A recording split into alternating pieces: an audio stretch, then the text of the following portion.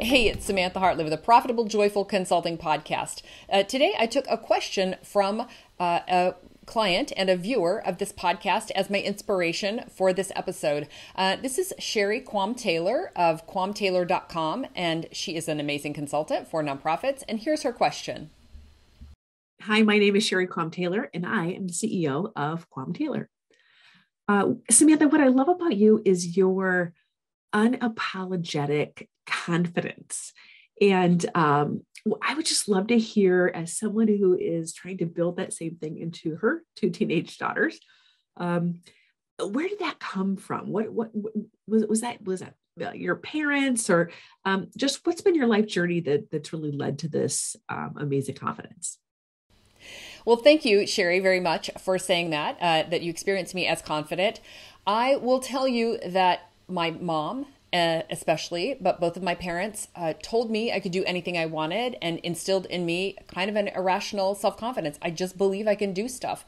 I often talk about there being kind of two different kinds of people. One kind of person is like, I think there's something you need to know before you can do this. And then there's people like me who are like, I feel like, how hard can it be?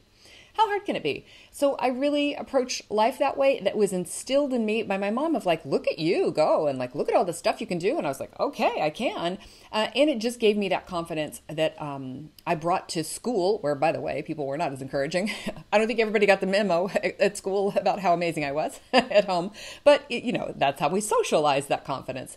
And then, I bring it to my work. And I will tell you that consultants who present with confidence and show up with confidence can command longer-term engagements, higher prices, better quality clients. They get all that stuff merely because they're more confident. So I know that Sherry has daughters, and she is raising the next generation of confident women, and it is important to me that we bring that confidence forward.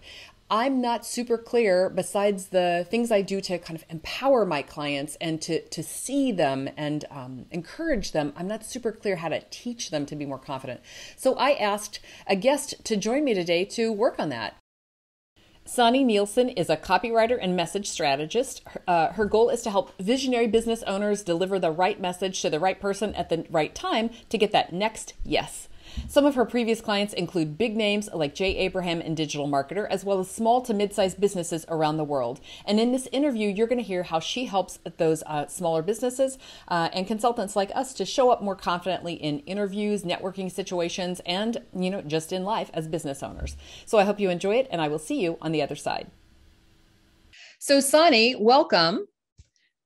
Oh, it's so nice to be here. Thank you for having me. Thank you for agreeing to speak on this topic. So I love to begin with a story of transformation. Like, can you tell me about somebody that you've worked with on the issue of confidence, and then how the arc of that work, like what you did together, and then how that turned out for them?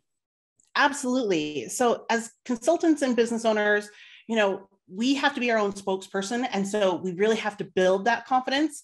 And one of my favorite stories is a client named Donna. And she was asked by the Global YMCA to do a keynote for their diversity conference. And she was so excited, amazing expert in this field. But then she reached out to me and she was just like, what do I do? And I think it's such a great story to share here, because so many experts kind of get that frozen feeling when they are asked to be their own spokesperson, to talk about it, especially from stage or doing an interview type thing where they really have to speak succinctly and effectively. Yeah. She was frozen with fear on this. She came to me, she kept asking, how am I going to connect with this audience? I know that I know what I have to give, but how do I connect with them? How do I get them engaged? And how do I really share my message? And it really came down to 3 questions. After these 3 questions that I gave to her, she felt more confident. She had the entire thing outlined. And as soon as she gave it, she immediately landed 2 more speaking engagements from other companies simply by telling her story. Right. So I wanted to share these 3 questions and start with this because it's so important when it comes to confidence and messaging. So those 3 questions were, where is your audience starting and where do you want them to finish? Understanding this journey gives you confidence in being able to guide and lead your audience to wherever they need to go. Question number 2 was, how can you meet them exactly where they are? Connect with them on a human to human level and really position yourself as the guide, the person, the trusted advisor that will help them achieve the goal that they want. Third question really came down to, what do you bring to this table, and what does your road and your journey towards this finish line look like? So often when we get to the point of sharing our message, sharing our story, we go, but my story is not interesting, or I don't know how this is going to be relevant to somebody else. And what I want every single listener to know is the fact that you are unique, you are glorious, and you will always have a special road that you build. You can find 100 different ways to get to from one destination to another, but your road will be unique and will be special. And it's something to be shared. Awesome. So which aspect of that do you feel like specifically sparked her confidence and filled her with confidence? It really was being able to map the journey, because she understood, yes, I want to talk about diversity, but she wasn't exactly sure how. Like, she had this ethereal ending, but where do I start? What do I tell them? Like, that seems like such a giant topic to unbox. And so by going through that process, it gave her a map to say, you know what? I don't have to speak to everyone in all places. I'm going to say, let's start this journey here. Let's start this journey with this single idea and then build on that. And as soon as she saw that there was this map and this pathway from A to B, from that start to finish, all of a sudden her eyes lit up and all the ideas started pouring out of her, going, oh, I see how this story connects in, and how this important topic related to diversity can move them forward in these milestones towards understanding the importance of diversity in an organization and how they can incorporate to have growth and success within their business. That sounds amazing. I also hear one of the key things that I think happens around the idea of confidence is that you take the focus off of yourself and put it onto the others. You know what I mean? If we're constantly obsessed with like, oh no, like, do I know enough? And am I enough? And have I done enough? And am I qualified? And am I unique? And all of those questions of ourselves, when we look at others and what we can contribute to them, I feel like we don't have time to worry about what we can do. We just are, focusing on our contribution, on how we can help, and things like that. So does that play a role in the work that you do? Absolutely. That's actually the pivotal role in what I do with my clients, because it all comes down to understanding the human to human connection. So it doesn't matter if you're speaking in front of an audience, it doesn't matter if you're interviewing someone, or even if you're writing copy on a web page or an email. It really comes down to understanding this is a two-way street and there's someone else receiving the message that you're putting out there. So if you can understand, what does that person need to hear? What can I do to serve, support, and guide that person? And all of a sudden, you are simply there to facilitate growth, progress, and success. Who doesn't like that? Nobody, everybody likes that. And it's doable. You make it sound really doable. Okay. So before we get into that, I want to just back up for a second and hear a little bit more about you. I mean, I talked through your intro earlier, but who are your clients? Like, who do you work with and what do you do for them? So I really focus on message strategy. So that is client journey, really from the point where someone meets you, first hears about you and your business, all the way to the point where they are raving fans, just proclaiming their love for you and your business. I work with large companies, big names like J. Abraham, digital marketer, and they seem so big, but I realized there was a segment of the market, small to mid-sized businesses, specifically consultants. And I end up working with a lot of female consultants simply because they are in this market, exactly to your point, where they go, I know I have something to give, but I'm not exactly sure how to connect with my person, how to find and really lead my people. And so that's where I come in. I find a lot of small to medium-sized business owners that really want to find their ideal, perfect clients, those that resonate with them. Immediately, they see the vision, they see the goal, and they go, you can be a partner with me towards my success. So that's who I work with, because I want them to be successful, just as successful as the J. Abrahams, just as successful as the digital marketers. These small business owners, they need this information just as much as the big guys. And sometimes it's not accessible to them. So that's why I stepped away. And instead of exclusively working with them, I wanted to really focus my attention on these small business owners to give them the opportunity to have these tools as well. Awesome. Very democratizing, like making things available to people who really need it. Yeah. Awesome. Love Absolutely. it. We share a mission. So I super love that, and just heartily endorse you and the work that you do.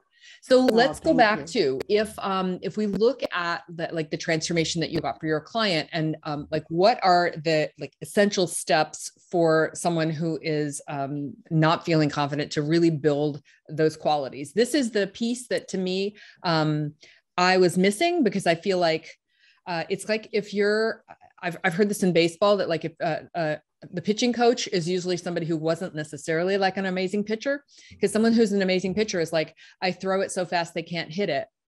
Someone who's amazing batter is like, well, you just see the baseball slowing down to where you can see the stitches on it.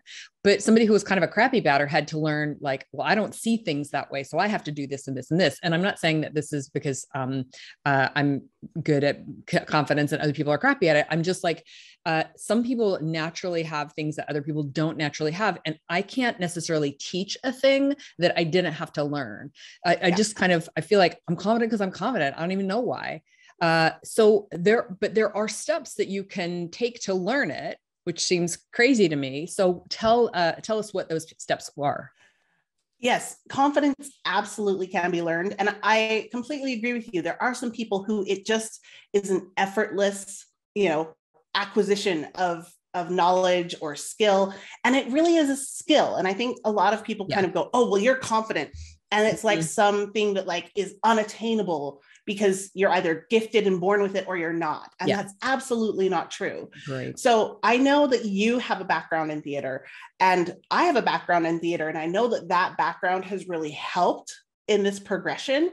And I think some of it really boils down to the fact that as theater people with a theater background, we were forced to have to think about how other people might react, respond. And so by, again, exactly as we said before, being able to step outside of yourself and put yourself in a position of what could this other person be feeling, seeing, perceiving in a 360-degree perspective really helps you understand how you yourself are being projected out, and then how others, again, are receiving you. So I have come up with a 4-step formula that is just really easy to think about and wrap your head around, that not only gives you that confidence, but just helps you feel more grounded in any time of interaction that you might have. So the easiest way to think about it is that as long as you are open, OPEN, you can build that confidence. Awesome. So super, super simple. Good. So let's go through those 4 steps because it is not complicated. I promise. If you are struggling with confidence in any way, this is a great starting point for you to work on it. Just like you would, lifting those weights, building those muscles, this skill muscle of confidence can absolutely be worked on. Great. So O is to organize. So often the biggest barrier to confidence is that fear of the unknown. So I always work with clients. The first thing I ask them, exactly with those 3 questions, is to understand, what is your goal? Where are you starting from, or where is your audience starting from? And where do you want them to get to? If you can understand that journey and you can map that out from a start to finish perspective, all of a sudden, the scary what ifs, the scary, I don't know what will happen, starts to fall away because you understand what your core objective is. And then you can start to find all of those supporting materials, the ideas, the topics, the experts, the quotes, whatever you want to find. All of a sudden, if you can kind of give that initial roadmap an outline, all of a sudden you have a purpose. And from there, everything starts to be woven together to build from there. Okay. That's just super. I mean, I think I do something similar with my clients a lot of times when they're going into a situation that they're nervous about, whether it's a selling situation or they're about to say their big high price. And I will often ask like, so what's the thing that you're afraid they're going to say? What's the thing that you're afraid is going to happen? And then we kind of work on that together. So I love the organizing principle of like getting all of those concerns on the table. And it's so good. You lead perfectly into the next one, which is P, which is to prepare. So the organizing is that initial mapping, but so often the next step is to do that preparation. And it feels slightly counterintuitive when you think about confidence or you think about speaking, that it looks effortless, right? That's what people love about public speaking. And a really great speaker or a really great salesperson, it feels effortless. It feels natural, like it is just coming off the top of their head and they just magically know everything about you and exactly what you want and exactly what you need and exactly what you need to hear to say, absolutely, I see the vision. All of that actually comes from lots of preparation. Yeah, exactly. So don't be afraid of that counterintuitive process, because exactly as you said, if you do your homework and you identify what are all the things that could go wrong. Mm-hmm. What's the worst thing that could happen? And if you go through those logistics and you go through who am I talking to? How, what's the expertise, right? What's Samantha's background so that I can speak to her on it? Or what is happening in this environment? Mm-hmm. If you have that information in front of you, again, it removes that gray fog of, I don't know what's in the mist. Mm-hmm. And we want to give you as many tools as possible to build that courage, to build that confidence so that you can go out there and be your best self. Awesome. So, love it. Number two, super easy. P. Good. Yep, that was P. Now, E actually is this is the really fun part because it's actually E3. Okay. I love to look at this because it's all about engage, encourage, and excite. Super. So it sounds a little bit odd, especially if you think about like, if you're not speaking, maybe you're doing a podcast interview or even a sales call. How do you like encourage and excite? It's, it seems like they don't connect, but they do, because it's all about, you've mapped that out. You've mapped the journey. You've got that research. And so now it's a matter of saying, I want you to come with me. This is something that you want to do because you've seen it. You've seen the goal. So how can you make the journey memorable, exciting, using your background, using your skills, your stories? Again, what makes you uniquely amazing is all those things that you could sprinkle in here. This is where you can bring in stories from your background, your expertise, maybe other, experts that funny stories about what you did last week that somehow is relevant. All of that is what gets people excited about coming on the journey with you. So if you understand the E3s, then all of a sudden it becomes fun for you and fun for anybody on the receiving end. I super love that. And so can you kind of break down like engage, for example? What are things we can do? I heard storytelling and things like that, but like, what's a specific thing that I can do to engage somebody, even in an interview situation? And how do I know that they're engaged? Like, what's the kind of the green light that they have engagement? Yes. So especially when you're interviewing, let's take that, for example, engagement is very much storytelling and questions. Allow them to open up about themselves. So you are trying to lead them to take the step. So instead of pulling them along, going, come with me, I'm going to take you whether you want to or not, you are opening up the path to say, what do you think about this perspective? What do you think about this idea? And all of a sudden, it gives them a chance to open their mind and say, ooh, that's a good question, or that's an interesting topic. How would I then perceive it? And it allows them to step into the story with you instead of you, again, having this barrier between I'm saying something to you and there's nothing coming back. It opens up that door to be a two-way street. And what about interviewing? Go on. In interviewing, it really is just a matter of making sure that they recognize, and if you're doing video, they'll lean in. You'll actually hear them kind of smile, which you can hear even in audio podcasts. You can hear them get excited. You can hear them open up when you bring up a topic that they find interesting and exciting. And what about with like a live audience? What would that look like with them? Oh, live audiences are actually my favorite, because this is where you can feel the energy in the room. A lot of it does come down to those questions, and it allows you to frame a scenario that they can then picture in their mind. And so if you give them an example, again, it pairs the storytelling with the questioning of, in this scenario, say, for example, you are on a sales call and you get the dreaded objection, well, I'll have to speak to my spouse.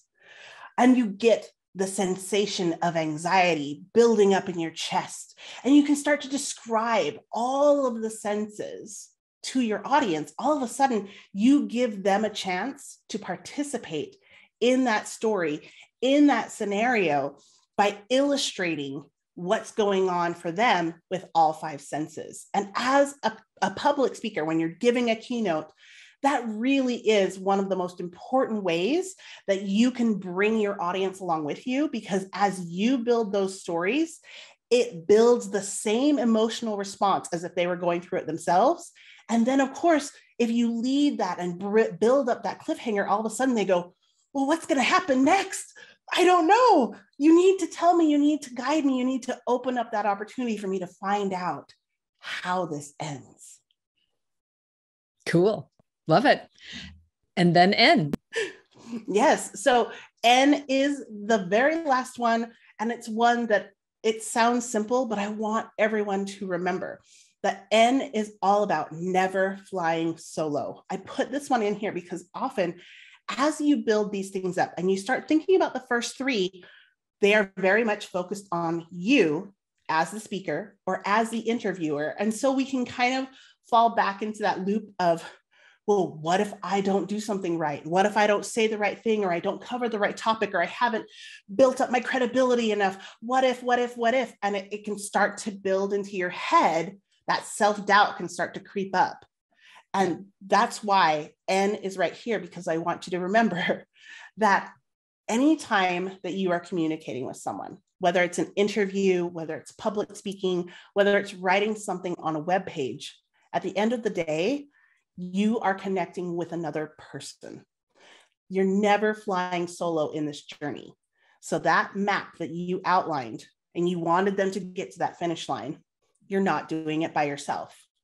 You have someone with you.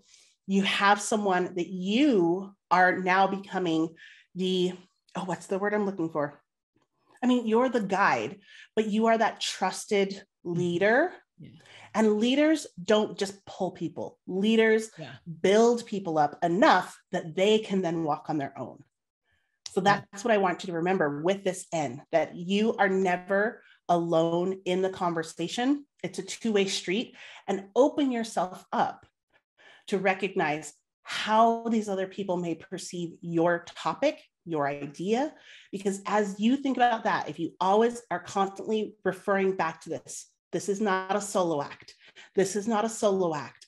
All of a sudden, it opens up opportunities for you to connect, whether it's one person or 1,000. You will find ways to build that confidence and to be able to connect with your person. I just have so many ideas from the things you've talked about, because there's just like so much here to dig into. I'm not even sure where to begin, but I'll go to the place that is right here, fresh in mind. I'm thinking of people who have written biographies or other authors, like like a Lincoln biography or something like that. They are so immersed in the words of their person that they write in the voice of that person. And then after a while, they're like, I don't know what I'm about to write. And then they're surprised. Or, other authors who were like, then the character started to speak on her own. And I just took dictation. I just wrote down what she wanted to say. And I feel like that's really the best situation in copywriting, is you almost have a back and forth with your target audience, even though they're not there right now, but it is an interactive process. And to me, I really like to base it on, and I know we're talking about confidence and not copywriting, but the thing that you're talking about to me says, I want to engage with my audience. And part of what gives us confidence, I think, is the trust in our ability to help our audience. And if we're really interacting with them in this writing process or in this, and eventually in a speaking and an interaction, sales, all of those, once it's really an interaction process, like there's a back and forth to that, which requires knowing them deeply. And then the more you kind of do know them, to me, a lot of confidence comes from that. Like I have said before, like I can say things to my audience that I know about them and have people be like, how do you know that? And I'm like, because I know my audience really well. And that's kind of just what came to me when you're talking about not flying solo is be with in this interaction, your perfect potential client. Yes. This is the way that you, one, know who that potential ideal client is. And two, how do you find them? And when you go through this process and you recognize what they could be thinking or feeling or responding to in the environment, responding to in the world, then it becomes effortless in that idea of finding and attracting that person, because you are speaking to them both in the correct words, right? The proper verbiage or slang, slogans, anything like that, but also energetically. Mm-hmm. You want to make sure that you understand for yourself, and I'm not going to get too much into the spiritual ideas, but there is an energy level to confidence. And so when you understand your purpose and you understand how you can serve others in that way, people like that energy is attractive. It will attract the people who it's magnetic, and it will bring the exact right person to you, whether it's via social, via events.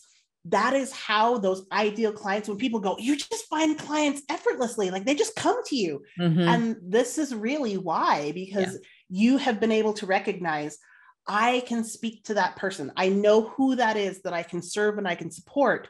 And all I have to do is figure out how to share in my voice, in my messaging, what that is that I can do to support someone. And all the people who will need that will go, oh, yes, me, yes, I'm raising my hand as energetically as possible. Pick me. I want to connect with you. Yeah.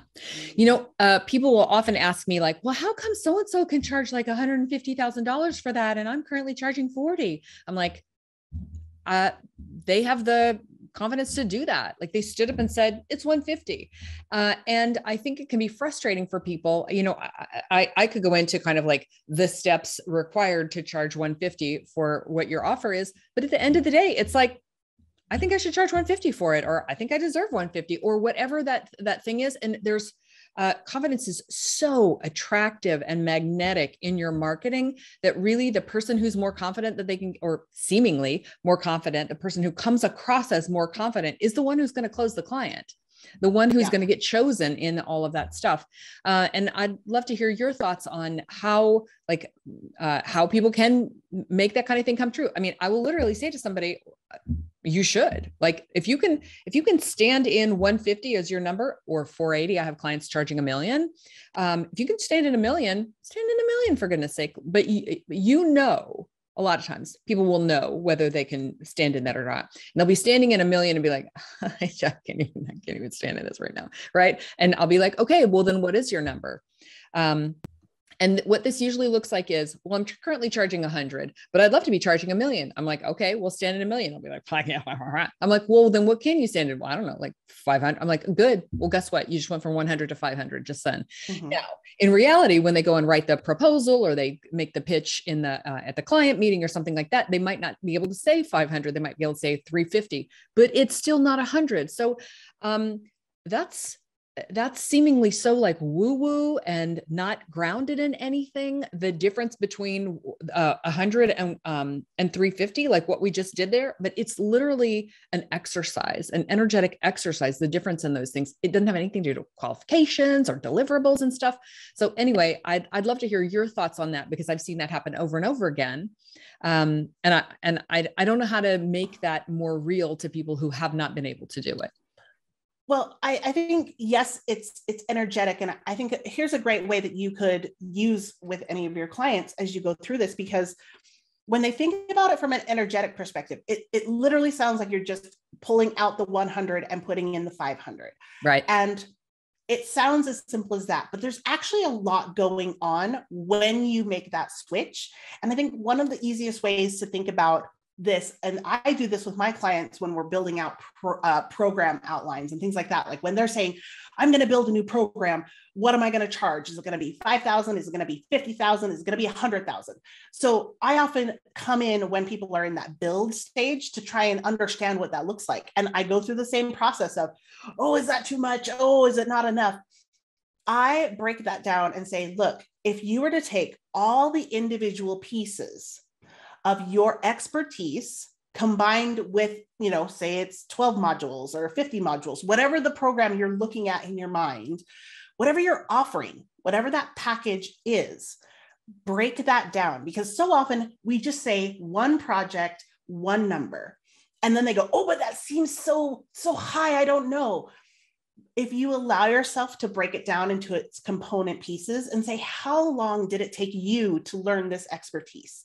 Or how much are you actually giving them? If it's phone calls or emails or, a retreat where you get one-on-one interaction, all of those things have a value to you. And so being able to go through that and kind of break it down into its component parts, now all of a sudden that 100 number, when you break it down, you're like, holy cow, I'm doing like 200 things for them. Mm-hmm. And if you go, in reality, all the expertise that I'm bringing, without even starting to add the value adds to it, literally everything in there is at least 200. Like you just doubled your number, right? Without even starting to think about the perceived values and results that you get. That's literally just going, this is how much, like I've spent $30,000 going through and learning this particular skill that is then added to it. That's $30,000. Boom.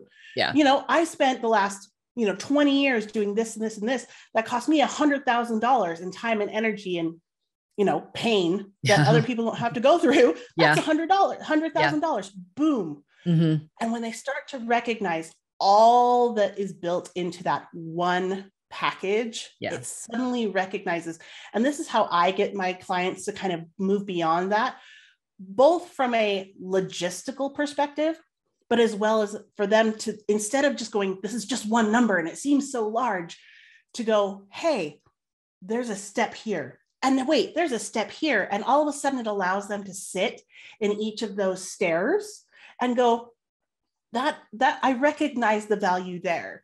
And all of a sudden, instead of it being a stair, you're actually elevating the base. And then that becomes the base level. Yeah. And exactly. I love that. I see that you do the exact same thing with me. Well, and I've seen exactly what you're talking about, where once you get into the nitty gritty, the client is like, oh, well, I've been crazy undercharging. I'm like, I know. So like, to me, that kind of like glossing over it thing, as you're saying, like get into the details. And when you dig into the details, you'll find a bunch of value there. There's one last thing I wanted to ask you about before we wrap up. I find that confidence, I have seen that it varies greatly by, let's say, gender, and then also culture and generations at minimum. So for example, being from the South, you were not rewarded for, especially as a woman, for being too confident. That would get labeled as bossy or uppity or like Miss Know-it-all, or like all of these terms that were intended to kind of drag you down. I say with love, my Canadian clients and friends the Canadian brand seems to be humble. I've heard this from people in Britain, where they have the tall poppy syndrome is where I learned that. So we have a lot of, and then let's look at generations. So like your grandma and possibly your mom and are going to have a very different relationship to it's okay to be confident and act confident. Then like everybody hates millennials, but like millennials who like feel all confident for no reason. I'm like, millennials are like 36 years old right now. So they have plenty of reasons to be confident. And then even younger generations, like a lot of times they'll be like confident, and that will annoy people who aren't confident. So I think there's just a lot of variation in those things. And I wonder if it's what your thoughts are about that, and like how people find ways to be okay with confidence, no matter what other people think of them. So you bring up a lot of variables that go into how people perceive confidence as a positive or negative, or how relevant it is to your like social status or climbing, social ladders and things like that. And I think when it comes to confidence, what I look at and how I perceive it, I try to live it, is that idea that confidence is a tool to allow you to achieve a certain end.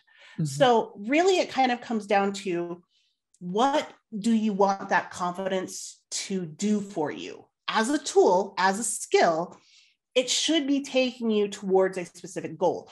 Yeah. So while, the generational, my grandmother and my mother, yes, they were very much I'm not gonna, ruffle any feathers, not gonna, make anything like that. No making waves. Yeah. Because it was seemed, impropriety, things like that. As a woman, you weren't supposed to do that. But I recognize that in certain aspects, they were highly confident. My grandmother was a school teacher, elementary school teacher, and she rocked it. Like her kids, when they needed to learn, like they were on it. And so I want people to recognize that there's always a part of you that has confidence. There's always going to be somewhere. It might be a hobby. It might be you're like really good at math when other people are like, oh my gosh, I hate math. Right. There's always going to be something that you have confidence in. And I always tell people, start there, because if you can recognize what that confidence feels like, then all of a sudden it's not a foreign feeling. It's not this, I don't know how to feel confident. I don't know what that feels like. Yes, you do. You just don't recognize that particular instance is confidence. And then how do you then mirror that in the other things that you do? So while there can be cultural barriers, gender barriers, age, there's all these different things that can shift what that looks like, or how much you may get like poo-pooed in trying to pursue confidence. At the end of the day, I'm from a Polynesian family, so we are all naturally loud, but loud is not the same as confident, just so you guys know. Yeah. But I want you guys to realize that confidence is really there to be a tool and an asset for you. Yeah. And if you can recognize it in that perspective, then all of a sudden it isn't an ethereal, like, oh, well, she has confidence or he has confidence and I don't, so I can't do it. Instead, it's an idea of going, how can I cultivate? How can I strengthen confidence in this area, or in 3 or 4 areas that I could then use to accomplish this goal that I have set before me? I love it. So I heard having intentionality around, like, why is it important for me to be confident? What does that help me to achieve? Is it okay for me to be confident? And can I be that way, whether I'm others want to hold me back for it or not? So I think that's super smart. And your words are very inspiring. So any last words for our listeners? Confidence is absolutely something that you can grow, you can cultivate, you can strengthen. And I challenge every single one of you to go out there, find the confidence in you. It's in there somewhere. It may be small, it may be large, but find it and start to tune into what that feels like so that you can grow and nurture that in the future. Awesome. And with that, Sani and I are wishing you a profitable and joyful consulting business. Thanks for watching. I'd appreciate if you'd like this episode, and if you enjoyed the show, why not subscribe? Be sure to click the bell to get notified when new episodes drop.